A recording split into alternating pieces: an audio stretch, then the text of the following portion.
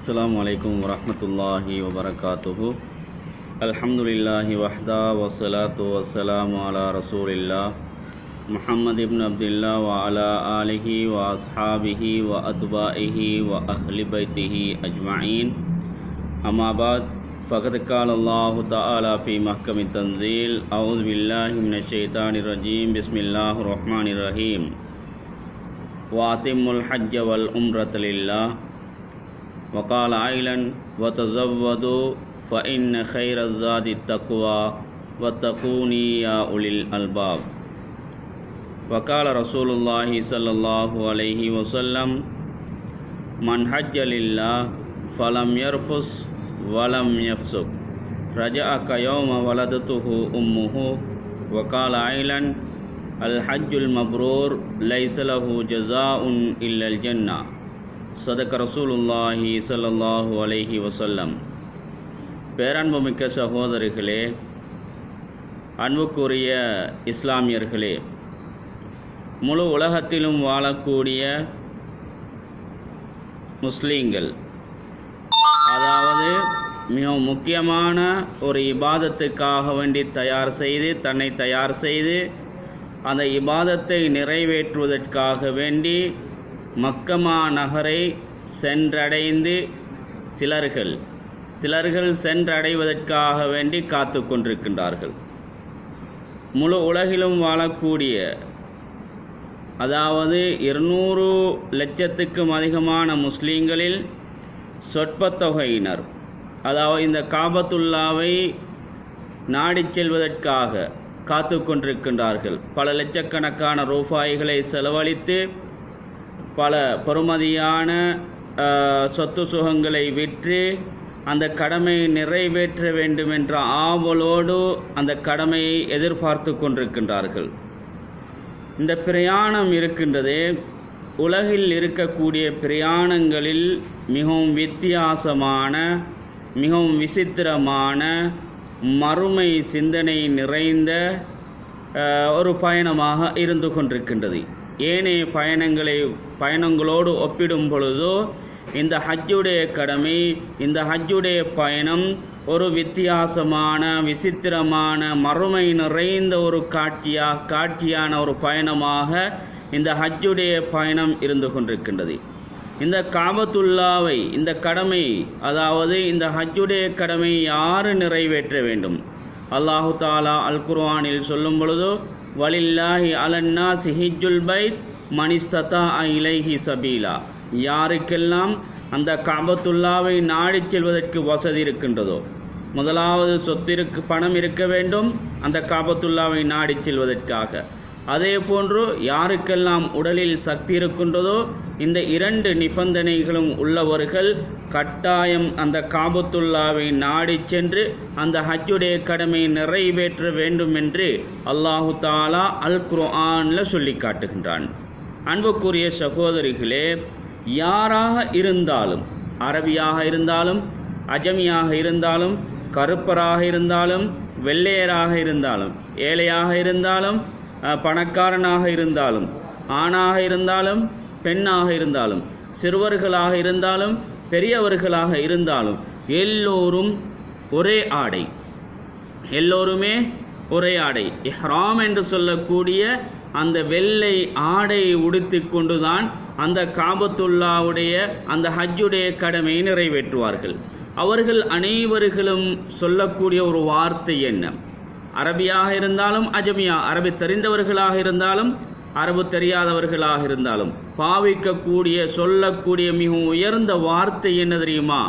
லப்பைக் அல்லாஹும்ம லப்பைக். லப்பைக், இறைவா நாம் அடிபணிந்து விட்டோம். அல்லாஹும்ம லப்பைக், இறைவா நாம் அடிபணிந்து விட்டோம்.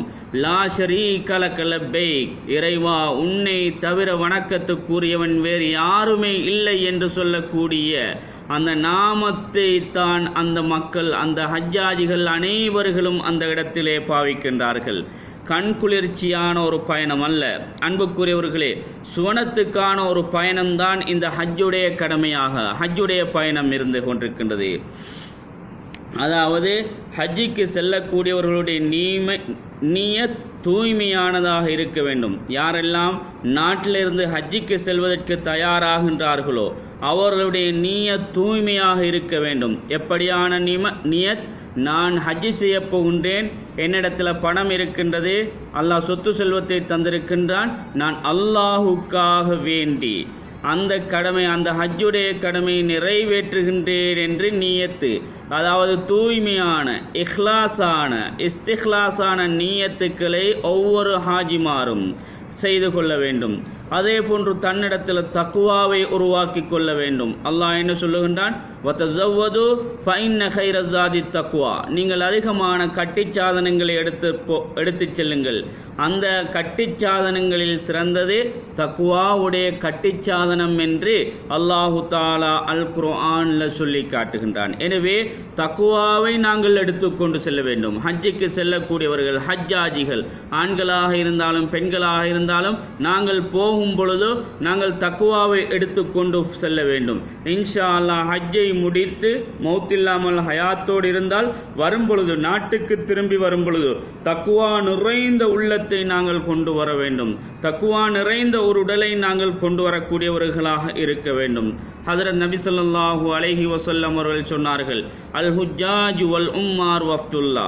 ஹஜ்ஜி செய்யக்கூடிய ஹாஜிகளும் உம்ரா செய்யக்கூடிய முத்தமிர்களும், அதாவது உம்ரா செய்யக்கூடியவர்களும் வஃப்துல்லா, அல்லாஹ்வுடைய கூட்டத்தை, அல்லாஹ்வுடைய குடும்பத்தை, அல்லாஹ்வுடைய விருந்தாளிகள் என்பதாக சிலாஹித்து நபி ஸல்லல்லாஹு அலைஹி வஸல்லம் அவர்கள் சொன்னார்கள்.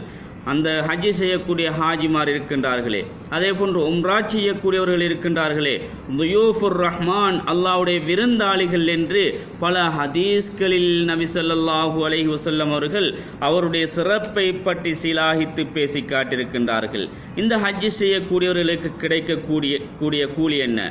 மன் ஹஜ்ஜலில்லா, யார் அல்லாஹுக்காக வேண்டி ஹஜ்ஜி செய்கின்றார்களோ, வலம் யர்ஃபுஸ், அவர்கள் எந்த விதமான மோசமான பேச்சுக்கள் பேசாமலும், வலம் யஃப்சுக், மோசமான செயல்களில் ஈடுபடாமலும் யார் ஹஜ்ஜுடைய கடமையை நிறைவேற்றுவார்களோ அவர்களுக்கு கிடைக்கக்கூடிய விமோசனம் என்ன தெரியுமா? ரஜா கயோம வலதத்துஹு உம்முஹு, அவர்கள் ஹஜ்ஜை முடித்து கொண்டு நாட்டுக்கு திரும்பி வரும் பொழுது அன்று பிறந்த பாலகன் போன்று நாட்டுக்கு திரும்பி வருகின்றார் என்ற செய்தியை ஹஜ்ரத் பெருமானார் ஸல்லல்லாஹு அலைஹி வஸல்லம் அவர்கள் சொல்லி காட்டினார்கள். அன்று பிறந்த தாயுடைய வயிற்றிலிருந்து அன்று பிறந்த பாலகன் எந்த விதமான பாவமும் செய்யாத ஒரு பாலகனாகத்தான் பிறக்கின்றார். அதே போன்றுதான் ஹஜ்ஜி செய்யக்கூடியவர்கள் இந்த இரண்டு செயலும் இல்லாமல் அல்லாஹுக்காக வேண்டி அந்த ஹஜ்ஜுடைய கடமை நிறைவேற்றி விட்டு வந்தால் ரஜா கயோம வலதத்துஹு உம்முஹு, அவருடைய பெற்றோர்கள் அவர்கள் அன்று பிறந்த பாலகனை போன்று நாட்டுக்கு திரும்பி வருகின்றார் என்ற விடயத்தை ஹஜ்ரத் பெருமானார் ஸல்லல்லாஹு அலைஹி வஸல்லம் அவர்கள் சொல்லி காட்டினார்கள். அது மாத்திரமல்ல, அல் ஹஜ்ஜு வல் உம்ரா யன்ஃபஆனி மினல் துனூபி வல் ஃபக்ர், அதாவது ஒரு சர்டிஃபை பண்ணுகின்றார் ரசூலுல்லாஹி ஸல்லல்லாஹு அலைஹி வஸல்லம் அவர்கள். ஹஜ்ஜும் உம்ராவும் இருக்கின்றதே யன்ஃபஆனி மினல் துனூபி வல் ஃபக்ர், அதாவது பாவத்தையும் இல்லாமலாக்கும், வல் ஃபக்ர், ஃபக்ரையும் வறுமையும் இல்லாமலாக்கும் என்று நபி ஸல்லல்லாஹு அலைஹி வஸல்லம் அவர்கள் சொல்லி காட்டினார்கள். எனவே நாங்கள் தூய்மையான உள்ளத்தோடு, இஹ்லாஸோடு ஹஜ்ஜுடைய கடமையை நிறைவேற்றினால், உம்ராவுடைய கடமையை நிறைவேற்றினால் அல்லாஹ் வறுமையை ஒரு போதும் அந்த ஹஜ்ஜி செய்யக்கூடியவர்களுக்கும் உம்ரா செய்யக்கூடியவர்களுக்கும் வறுமை ஒரு போதும் ஏற்பட மாட்டாது என்று நபி ஸல்லல்லாஹு அலைஹி வஸல்லம் அவர்கள் சர்டிஃபை பண்ணினார்கள். அன்புக்குரியவர்களே, அந்த அடிப்படையில் எங்களுடைய இலங்கை நாட்டிலிருந்தும் கூட 3000க்கும் அதிகமான மக்கள் ஹஜ்ஜுடைய கடமையை நிறைவேற்றுவதற்காக வேண்டி குறைந்தது 20 லட்சம் 25 லட்சம் ரூபாயை செலவழித்து அந்த ஹஜ்ஜுடைய கடமையை நிறைவேற்றுவதற்காக வேண்டி செல்வதற்காக வேண்டி தயாராகி கொண்டிருக்கின்றார்கள், ஏற்பாடுகளை செய்து கொண்டிருக்கின்றார்கள். அதே போன்று ஒரு குழு மாஷா அல்லாஹ் நேற்று அதிகமானவர்கள் அந்த ஹஜ்ஜுடைய கடமையை நிறைவேற்றுவதற்காக வேண்டி மக்கமா நகரை சென்றடைந்த காட்சிகளை நாங்கள் அதாவது மீடியாக்களின் மூலமாக கண்டுகளித்தோம். அன்புக்குரிய சகோதரிகளே, இலகுவான ஒரு காரியம் அல்ல. 20 லட்சம் செலவழித்து செலவழித்து நாங்கள் கஷ்டப்பட்டு தேடிய பணத்தை 25-20 லட்சம் பணத்தை ஒரு கடமைக்காக வேண்டி செலவழிப்பது என்பது ஒரு பெரிய உள்ளம் ஒன்று வேண்டும். அன்புக்குரியவர்களே, 20 லட்சத்தை அல்லாஹுக்காக வேண்டி செலவழிக்கின்றார் என்றால் அவரை அல்லாஹ் ஒரு ஃபக்குருடையவனாக ஒருபோதுமே அவரை வாழ வைக்க மாட்டான். அவரை ஒரு பணக்காரனாகத்தான் வாழ வைப்பான். ஒரு சிலர்கள் நினைக்கலாம், அன்புக்குரிய சகோதரர்களே, பணம் இருந்தால் மாத்திரம்தான் நான் ஹஜ் செய்ய வேண்டும். என்னிடத்துல காசு இல்லை, என்னிடத்துல 10-20 லட்சம் காசு இல்லை, ஆனால் காணி தாராளமாக இருக்கின்றது. என்னிடத்துல பணம் இல்லை, என்னிடத்துல ஒரு வீட்டுக்கும் அதிகமாக 2 வீடு 3 வீடு இருக்கின்றது. என்னிடத்துல பணம் இல்லை, ஆனால் 100 பவுன் 150 பவுன் நகை இருக்கின்றது. என்னிடத்துல பணம் இல்லை, ஆனால் 100 கால்நடைகள் 100, 150, 50 இப்படியான சொத்துக்கள் இருக்கின்றது. அதை விற்றுவிட்டு கட்டாயம் நாங்கள் ஹஜ்ஜுடைய கடமை நிறைவேற்ற வேண்டும் என்று எங்களுக்கு ஹதீஸ்கள் சொல்லித் தருகின்றது. பணத்தை மாத்திரம் பார்க்க வேண்டாம். இன்னும் அதிகமானவர்கள் என்ன செய்கின்றார்கள்? பணம் இருக்கின்றது தாராளமாக, மாஷா அல்லாஹ், அல்லாஹ் பணத்தை கொடுத்திருக்கின்றான், ஆனால் ஹஜ்ஜி செய்யாமல் இன்றுமே உலகத்தில் வாழ்ந்து கொண்டிருக்கின்றார்கள். ஒவ்வொரு கிராமங்களை எடுத்து பார்த்தாலும் எத்தனையோ பேர் பணங்கள், அதிகமான பணங்கள் இருக்கின்றது, தாராளமாக பணங்கள் இருக்கின்றது, தாராளமாக சொத்து செல்வங்கள் இருக்கின்றது. ஆனால் ஹஜ்ஜி செய்வதற்கு அல்லாஹ் அவருக்கு மனதை உள்ளத்தை கொடுக்கவில்லை என்று நினைக்கின்றேன். ஆனால் அவர்களை பற்றி ஹஜ்ரத் பெருமானார் ஸல்லல்லாஹு அலைஹி வஸல்லம் அவர்கள் சொன்னார்கள், பல்யமுத் யஹூதியன் அவ் நசரானியா, அவர்கள் யஹூதியாக நசரானியாக மரணிக்கட்டும் என்று ஹஜ்ரத் பெருமானார் ஸல்லல்லாஹு அலைஹி வஸல்லம் அவர்கள் சொன்னார்கள். ஹஜ்ஜுடைய கூலி என்ன தெரியுமா? ஹஜ்ஜி செய்யக்கூடியவர்களுக்கு கிடைக்கக்கூடிய கூலி, முதலாவது அல்லாஹ் பாவங்களை மன்னிக்கின்றான்.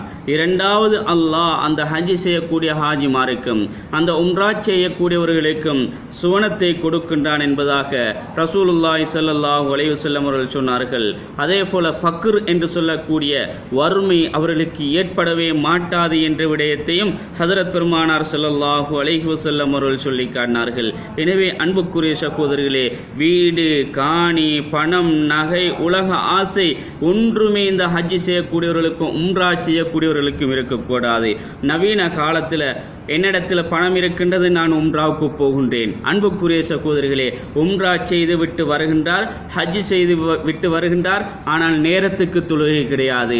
ஹஜ்ஜி செய்து விட்டு நாடு திரும்பியதும் அடுத்த தினமே அவருடைய தொழிலை ஆரம்பிக்கின்றார். அவருடைய கடைக்கு சென்று குந்தி விடுகின்றார். 5 நேர தொழுகையும் பாழாக்கப்படக்கூடிய காட்சிகளை எல்லாம் நாங்கள் பார்த்து கொண்டிருக்கின்றோம். இப்படியாக ஒரு ஹாஜி நடந்து கொள்ள முடியாது. இப்படியாக உம்ரா செய்தவர் நடந்து கொள்ள முடியாது. அதிகமான பணங்களை செலவழித்து ஹஜ்ஜை முடித்துவிட்டு உம்ராவை முடித்துவிட்டு நாடு திரும்பியவர் இறைவனோடு அதிகமான தொடர்புகளை அவர்கள் உருவாக்கி கொள்ள வேண்டும். ஹஜ்ரத் பெருமானார் ஸல்லல்லாஹு அலைஹி வஸல்லம் அவர்கள் சொன்னார்கள், 3 நபர்கள் அல்லாஹ்வுடைய பொறுப்பில் இருக்கின்றார்கள் என்று சொன்னார்கள். அதில் ஒருவர்தான் வரஜுலுன் ஹரஜ ஹாஜன், ஒருவர் என்ன செய்கின்றார்? ஹஜ்ஜிக்காக வேண்டி வெளியாகி சென்றிருக்கின்றாரே, இவரும் அல்லாஹுடைய பொறுப்பில் இருக்கின்றார் என்ற விடயத்தை ஹஜ்ரத் பெருமானார் ஸல்லல்லாஹு அலைஹி வஸல்லம் அவர்கள் சொல்லி காட்டினார்கள். எனவே அன்புக்குரிய சகோதரர்களே, அன்புக்குரிய தாய்மார்களே, அன்புக்குரிய வாலிபர்களே, வசதி இருந்தால் ஹஜ்ஜுடைய கடமையை அவசரமாக நிறைவேற்றிக் கொள்ளுங்கள். அடுத்த வருஷம் ஃபல்யுஅஜ்ஜில் என்று சொன்னார்கள் ரசூலுல்லாஹ். யாரிடத்தில் பணம் இருக்கின்றதோ, யாரிடத்தில் வசதி வாய்ப்பு இருக்கின்றதோ அவர்கள் அவசரப்படுத்தட்டும், அவர்கள் தீவிரப்படுத்தட்டும் என்ற விடயத்தை ஹஜ்ரத் பெருமானார் ஸல்லல்லாஹு அலைஹி வஸல்லம் அவர்கள் சொல்லி காட்டினார்கள். எனவே உங்களுக்கு அல்லாஹ் பணத்தை தந்திருக்கின்றானா? உங்களுக்கு அல்லாஹ் சொத்து செல்வங்களை தந்திருக்கின்றானா? உடனடியாக நீங்கள் அடுத்த வருஷம் என்னுடைய மகள் ஒரு குமரான ஒரு மகள் இருக்கின்றால் அவளுடைய திருமணம் முடித்ததற்கு பின்னால் நான் போகின்றேன், எனக்கு இப்போது கடமை இல்லை. ஒரு குமரை வீட்டிலே வைத்துவிட்டு எனக்கு ஹஜ்ஜுடைய கடமை நிறைவேற்றுவது எனக்கு கடமை இல்லை என்று யாரும் சொல்ல முடியாது. அப்படி ஒரு ஃபத்வா கொடுக்கவில்லை, அப்படியே ஒரு ஹதீஸும் இல்லை. சகோதரர்களே, குருட்டுத்தனமான ஹதீஸ்களை எல்லாம் ஹதீஸாக, அதாவது இல்லாத ஹதீஸ்களை எல்லாம் ஹதீஸாக சொல்லுகின்றார்கள். என்னுடைய வீட்டிலே என்னுடைய மகள் திருமணம் முடிக்கக்கூடிய வயதிலே ஒரு மகள் இருக்கின்றால் அவளை வைத்துவிட்டு ஹஜ்ஜுடைய கடமை நிறைவேற்ற முடியாது என்று சொல்லுகின்றார்கள். நான் 2-3 தினங்களுக்கு முன்னால மாஷா அல்லாஹ் நல்ல ஒரு விடயத்தை கேள்விப்பட்டேன். கணவனும் மனைவியும் ஹஜ்ஜுடைய கடமையை நிறைவேற்றுவதற்காக வேண்டி அதாவது செல்ல இருக்கின்றார்கள். அவர்களிடத்தில் இருப்பதே 10 லட்சம் ரூபாய். ஆனால் அவர்கள் என்ன செய்தார்கள்? அவருடைய காணிகளை விற்றுவிட்டு, அவருடைய ஏனைய சொத்து செல்வங்களை விற்றுவிட்டு, கணவனும் மனைவி 2 பேருமாக 40 லட்சத்துக்கும் அதிகமான பணத்தை செலவழித்து அந்த ஹஜ்ஜுடைய கடமை நிறைவேற்றுவதற்காக வேண்டி செல்லுகின்றார்கள். இப்படியானவர்கள் அதிகமாக எங்களுடைய நாட்டிலையும் முழு உலகத்திலேயும் வாழ்ந்து கொண்டிருக்கின்றார்கள். இப்படியானவர்களுக்கு அல்லாஹ் பரக்கத் செய்ய வேண்டும். அதே நேரம் தன்னிடத்தில் தாராளமாக பணம் இருக்கின்றது, தன்னிடத்தில் தாராளமாக சொத்து செல்வம் இருக்கின்றது. இன்னும் ஹஜ்ஜி செய்யாதவர்கள் அடுத்த வருடம் என்று சொல்லி எத்தனையோ பேர் மரணித்து விட்டார்கள், எத்தனையோ பேர் பிற்படுத்தி கொண்டிருக்கின்றார்கள். இறைவன் பாதுகாக்க வேண்டும். உங்களிடத்தில் வசதி வாய்ப்பை அல்லாஹ் தந்திருக்கின்றானா, ஃபல்யுஅஜ்ஜில் நீங்கள் தீவிரப்படுத்துங்கள் என்று ஹஜ்ரத் பெருமானார் ஸல்லல்லாஹு அலைஹி வஸல்லம் அவர்கள் சொன்ன ஹதீஸை நீங்கள் நினைவில் வைத்துக் கொள்ளுங்கள். இல்லாவிட்டால் நீங்கள் திடீரென்று மௌத்தாகிவிட்டால் அவர் யகூதியாக நசரானியாக மரணிக்கட்டும் என்று ஹஜ்ரத் பெருமானார் ஸல்லல்லாஹு அலைஹி வஸல்லம் அவர்கள் சொல்லி காட்டினார்கள். எனவே இந்த ஹஜ்ஜுடைய கடமை அதாவது ஹஜ்ஜுடைய கடமைக்காக வேண்டி அதிகமானவர்கள் முழு உலகத்திலிருந்தும் சாரியாக சென்று கொண்டிருக்கின்றார்கள். அல்லாஹ் அவருடைய ஹஜ்ஜுடைய கடமையை நிறைவேற்றி அவர்களுடைய எல்லா தேவைகளையும் அல்லாஹ் பூர்த்தி செய்து கொடுப்பானாக. எங்களுக்கும் அப்படிப்பட்ட